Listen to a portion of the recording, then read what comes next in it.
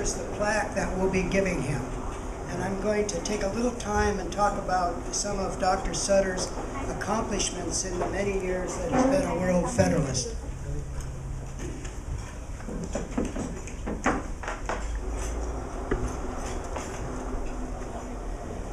It's really a privilege for me to have the honor of presenting this to Dr. Sutter and doing the research on him. Am I pointing this in the wrong direction? You're good. Just gonna get closer. Okay.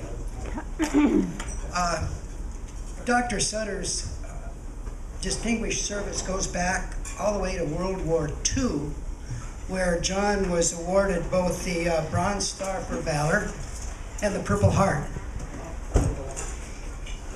He was a member of the 9th Armored Division, and he got whacked by a German howitzer over the captured Ludendorff Bridge on the Rhine River. After John got out of the military, he went on and got a PhD from Cornell in international relations and comparative government. He subsequently went to work for 31 years with the Asia Foundation, where he served as a foreign service officer. Now, for a World Federalist, the kind of experience and background Dr. Sutter has is just perfect. He understands international relations.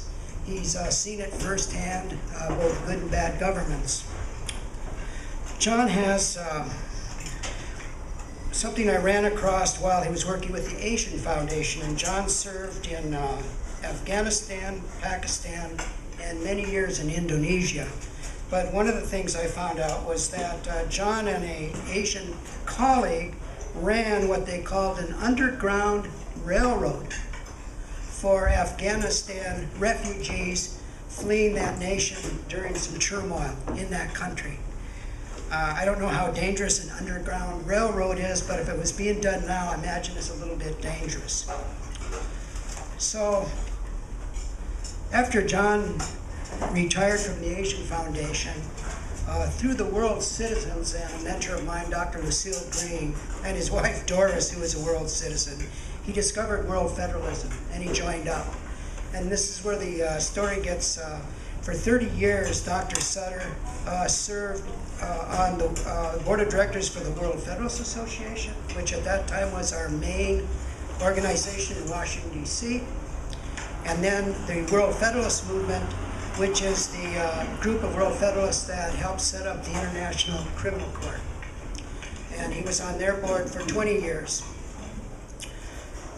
Meanwhile, John was working here in San Francisco locally, and we were called at that time the World Federalist Association of Northern California. John served, he worked his way up. He was secretary, treasurer, vice president, and then in 1996, John was elected our president. And he held that office for 16 years. Now, when I went through some of it, I had access to some private correspondence and public records, but here's an interesting point that shows John's commitment to saving the world. Namely of which, I started doing the math on his contributions to World Federalist organizations in the 25 plus years he worked in World Federalist organizations. This guy gave over $250,000 of donations to World Federalist organizations. So John put money where his mouth is.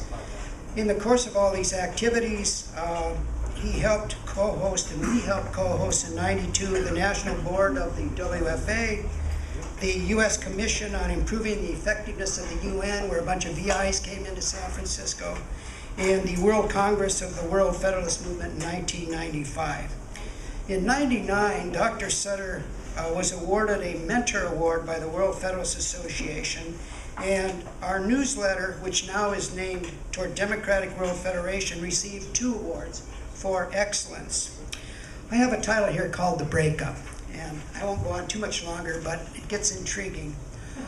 The National Organization, World Federalist Association, in conjunction with Citizens for a campaign for UN reform, decided they would merge and sidestep world government.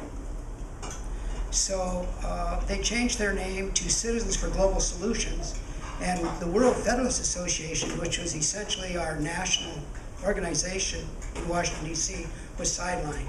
They weren't talking about world government, world federation.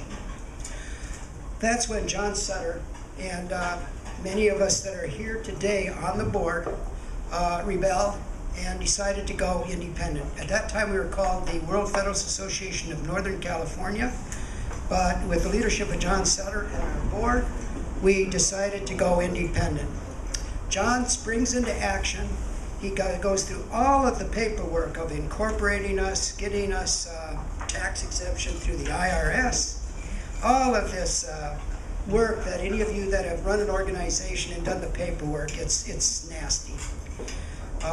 We came out and changed our name to Democratic World Federalists, and the year was 2005. We've been in business now as DWF for about 10 years. In 2005, we gave the Dr. Sutter and Mary Harris on our board the World Patriot Award. I'm just about done. A letter from Dr. Tad Daly. I could not be more delighted at the award to Dr. Sutter.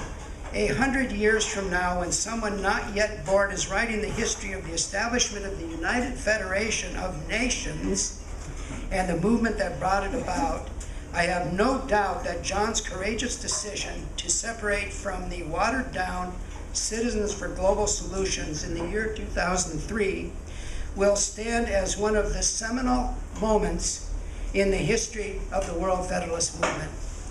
So, Democratic World Federalists, we have big shoes to fill here. In concluding, 96, John brings in a $20,000 grant. In 2008, he brings in a $63,000 litigated trust situation. John gets VIPs to speak at the Commonwealth Club. I conclude with this. John was our editor for many years at Toward Democratic World Federation. I say he was not afraid of controversy, often raised eyebrows, but his subject matter was always relevant to the world and important. His values are those of a world citizen. John is determined to apply World Federalist concepts to world problems.